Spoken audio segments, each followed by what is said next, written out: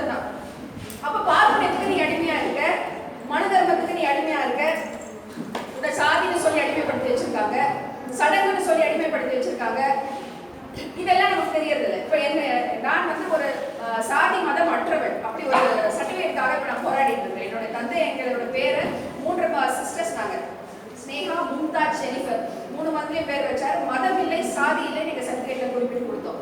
அந்த சர்டிபிகேட்காக கேட்கும் போது அவங்க சொல்றாங்க, சாதி இருக்குன்னு சொல்றதுக்கு தான் எங்களுக்கு சட்டம் இருக்கு, சாதி இல்லைன்னு சொல்றதுக்கு எங்களுக்கு சட்டம் இல்லை. இதான் அவங்க சொன்ன பதில். நான் சொன்னேன், புதுசா சட்டத்தை உருவாக்கலாம்.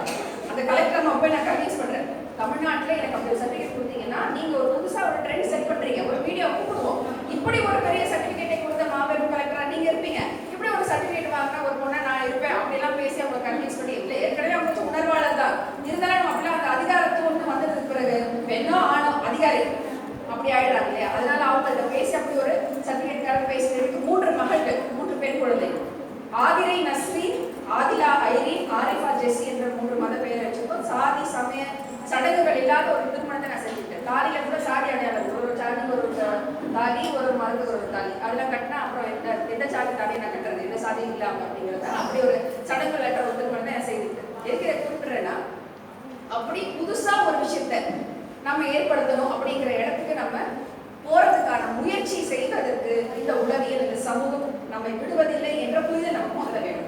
அந்த புரிதல் இருக்கும் பொழுதுதான் இந்த சட்டத்தை நம்ம எந்த அளவுக்கு பயன்படுத்தலாம், நடைமுறையில இது எந்த அளவுக்கு சாத்தியமா இருக்கா இல்லையா என்பதை எல்லாம் நம்ம ஆய்ந்து அதை செய்ய முடியும். இது ரொம்ப ரொம்ப விரிவாக பேச வேண்டிய ஒரு தலைப்பு. ஆனால் எனக்கு கொடுத்த 15 நிமிஷம் முடிஞ்சதுனால இது ஒரு 3 தடவை அவங்க என்னை திரும்பி பார்த்துட்டாங்க. ஓரத்தில் நான் பார்த்தேன்.